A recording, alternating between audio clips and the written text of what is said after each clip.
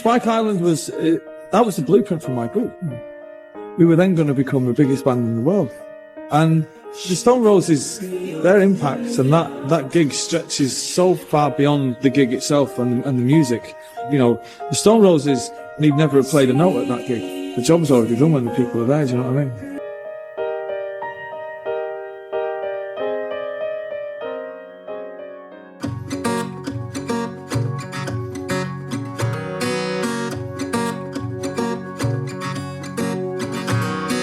In the highs and in the lows, mountain tops and seas below, I know we'll always find a way home. City lights that burn so bright, starry nights in countrysides we'll find.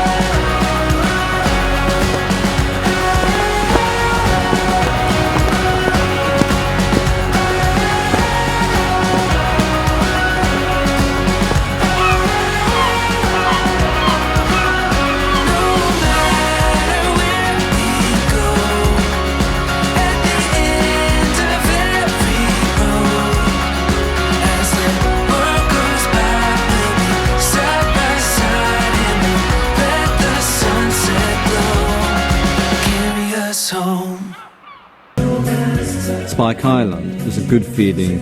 It was this feeling of space. It was a feeling of freedom. It was a shit gig, but it was a fantastic. You know, from a technical point of view, the wind was blowing the sound all over the fucking place. I don't think I got to hear one of the songs properly, but that wasn't the point. The point was there was all them people there.